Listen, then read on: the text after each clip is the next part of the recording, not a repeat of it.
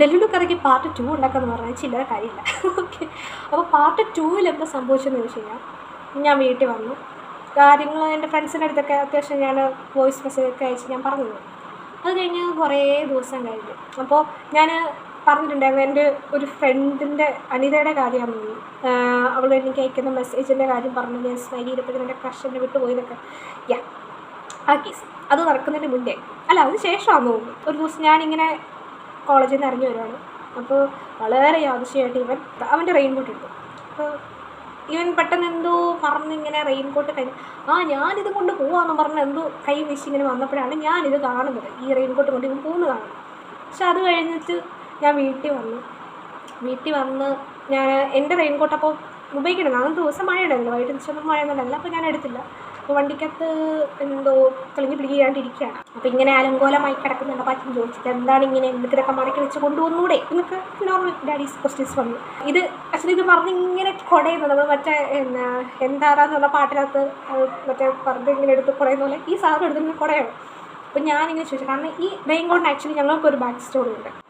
ഞങ്ങൾ ഇത് വാങ്ങിക്കാൻ ഇവിടുന്ന് അത്യാവശ്യം നല്ല ഒരു 1.5-2 മണിക്കൂറുണ്ട് നമുക്ക് കോട്ടയം എന്ന് പറഞ്ഞ സ്ഥലം വരെ പോകാൻ. ഈ സ്ഥലത്ത് പോയി റെയിൻകോട്ട് വാങ്ങിക്കാറുണ്ട്. അന്ന് അവിടെ നല്ല ക്വാളിറ്റിയുള്ള സാധനം കിട്ടുമെന്ന് പറഞ്ഞിട്ടാണ് അവിടെ ചെന്നത്.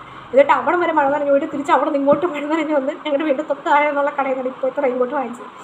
അപ്പോൾ അന്ന് വാങ്ങിച്ചപ്പോൾ എനിക്കിഷ്ടപ്പെട്ട കളറൊക്കെ പറയുന്നത്. പക്ഷേ ഞാനത് പറഞ്ഞു വെച്ചാൽ അതെല്ലാവരും യൂസ് ചെയ്യുന്നതാണ്. നമുക്കൊരു കാര്യം ചെയ്യും, നമുക്ക് വെറൈറ്റി കളറായിട്ട് വയലറ്റ് എടുക്കാൻ പറഞ്ഞു. ഞാൻ പിന്നെ എന്ന് മഴയുള്ള സമയത്ത് പോയാലും ഇപ്പം ഞാൻ ഇട്ടില്ലെങ്കിൽ പോലും ഞാൻ മഴയുള്ള സമയത്ത് ആരെങ്കിലും റെയിൻകോട്ട് ഇട്ട് വരുന്നത് എൻ്റെ നാട്ടിൽ കൂടുതലും ഞാൻ കാണുന്ന കളറ് വയലറ്റാണ്.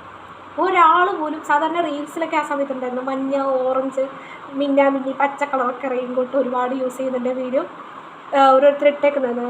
അതേ പോകുന്നവൻ്റെ ആവാത്തൊരു തല്ലി എന്നൊക്കെ പറഞ്ഞ ഒരു ഇതിൽ പോകുന്നത്. അപ്പോൾ അങ്ങനത്തെ റീല് പ്രതീക്ഷയാണ് ഞാനിരുന്നത്. എന്ന് വെച്ച് കഴിഞ്ഞാൽ എല്ലാവരും അതിലും ഞാൻ മാത്രം വെറൈറ്റി ഇടും എന്ന് പറയുന്നൊരു സെറ്റപ്പിൽ. പക്ഷെ ഞാൻ നോക്കിയപ്പോൾ ഞാനടക്കം എല്ലാവരും വയലറ്റ്. ഞാൻ കുറേ ദിവസം ഞാൻ ഈ സംഭവം കണ്ടു.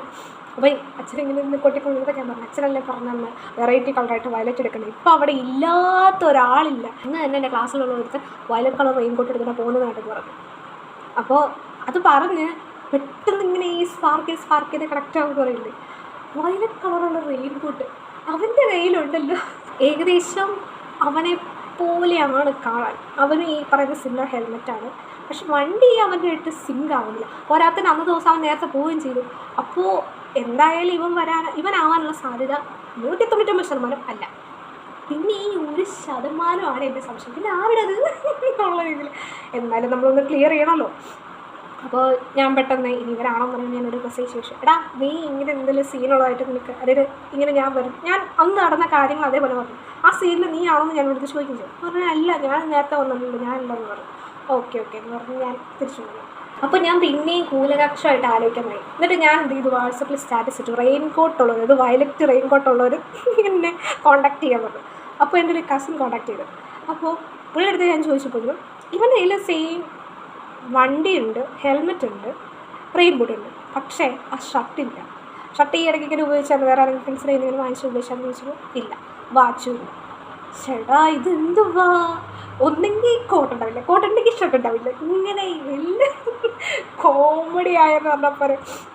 അപ്പോൾ ഞാൻ നോക്കിയിട്ട് ബാക്കി എല്ലാ സെറ്റും, പക്ഷേ ഈ ഷർട്ടും വാച്ചിൻ്റെ പ്രശ്നം കാരണം ഞാൻ ഓക്കെ ഇവനല്ല. എന്തായാലും ഇവൻ്റെ ഞാൻ സിറ്റുവേഷൻ ചോദിച്ചപ്പോൾ അവൻ പറഞ്ഞു അവനല്ലാതെ പറഞ്ഞു. പിന്നെ ആരുടെ ഇതിങ്ങനെ പിന്നെയും ചോദ്യോത്തരമായിട്ട് ഇങ്ങനെ നടക്കുകയാണ് ഞാൻ.